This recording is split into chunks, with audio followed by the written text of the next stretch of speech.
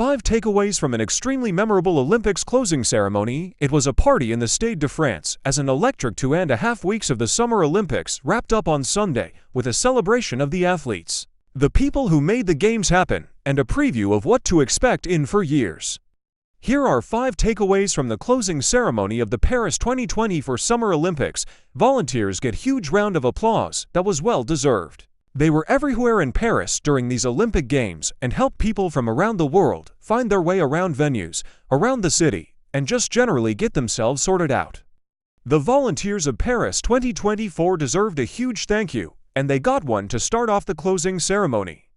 Clad in green shirts and green pants for the last 2+ weeks, they were ever present at all hours of the competition. When they streamed into the Stade de France along with the flagbearers, they received a huge roar from the always vociferous French crowd. The sports are obviously the central part of the Olympic Games, but they don't work without an army of volunteers spread throughout the host city, helping fans from around the globe find their way around. It was a wonderful gesture from Games organizers and an incredible moment for the volunteers to be able to be thanked by tens of thousands of people who they helped during their time in Paris. Karaoke sets off a party as the athletes are freed from desire. The closing ceremony's Parade of Nations was a celebration from the start. Athletes ready to relax and celebrate after completing years of training for these last 2 weeks were excited to pump up the fans in the stands and mingle with their teammates. After most of the athletes entered the stadium, it was time for a little karaoke with 80,000 people all singing together. First, there were a couple of French songs, but then the moment came, as it had so many times at venues over the last weeks. Gala Rizzato's Freed from Desire came on through the loudspeakers. It might as well have been the unofficial anthem of these games and was a crowd pleaser at every venue in which it was played. Finally, it was the athletes' turn to partake in the dancing and singing. The thousands of competitors danced and jumped right along with the crowd in the stands, everyone letting loose a joyous energy that came from the competition finally being over, so athletes and fans alike could come together in celebration of a truly splendid Olympics.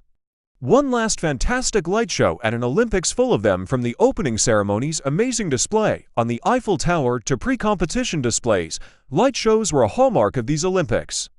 For the closing ceremony, organizers had one last trick up their sleeves.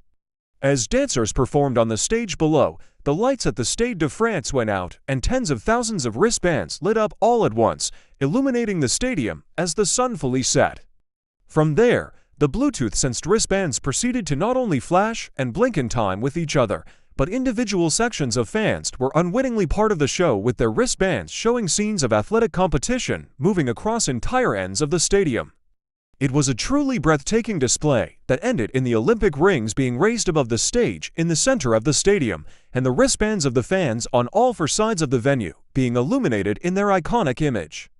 It was a performance of synchronization across such a large scale that was truly impressive to see. Phoenix and other French performers rock, and the athletes stormed the stage after the light show and dancers concluded. It was time for the musical performance of the evening. The athletes were released from the assigned areas around the stage and encouraged to get up close to it. Many of them went a little further than that. Athletes began climbing onto the stage that was shaped like the continents, running around and soaking in the cheers of the fans. It was a moment of exuberance that wasn't exactly welcomed by the people producing the show. Multiple announcements were made over the stadium's loudspeaker, asking the athletes, politely, to get off the stage. Some of them heard that announcement and complied. Most of them heard that announcement and decided it would be more fun to dance around French indie rock band Phoenix as they launched into their set. It was an incredible sight. Scores of athletes huddled around a rock band like they were playing a tiny show at a local music venue, dancing and jumping around as they waved their country's flags. Elsewhere, some athletes left the stage while others just went to other areas and danced and interacted with the crowd from there. Eventually, organizers got all the athletes down and allowed the performers to have their space. But for one incredible moment, there was nearly a mosh pit in the center of the Olympics closing ceremony. The most Hollywood way possible to hand off the Olympic flag. There's a certain order to how these things go at the end of an Olympics. The Olympic flag is lowered, handed to the host city's mayor for a final wave, and then to the president of the International Olympic Committee to give it to the mayor of the next host city. At no point does that pomp and circumstance require a Hollywood A-lister to jump from the roof of a building, abscond with the flag, find a motorcycle, and ride out of the stadium with it. And yet, that's exactly what happened here on Sunday.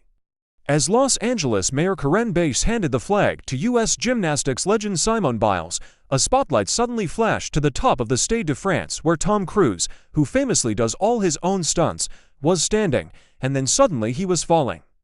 Attached to a cable, Cruise jumped from the stadium's roof to the field below, making his way through the assembled athletes to Bass and Biles. Cruise was handed the Olympic flag and gave it a wave before he went back into the crowd of athletes.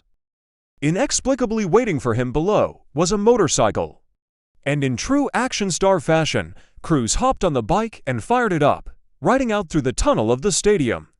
Video screens quickly showed him riding through the streets of Paris with the flag, heading for an airport where he boarded a plane and flew the flag to Hollywood. Eventually, after some more Cruise hijinks and sweeping shots of the SoCal landscape, the flag arrived at the beach where the Red Hot Chili Peppers, Billie Eilish, Snoop Dogg, and Dr. Dre were waiting for it. It was an extremely LA way to begin the next Olympiad and definitely set an early tone for what to expect in the City of Angels for years from now.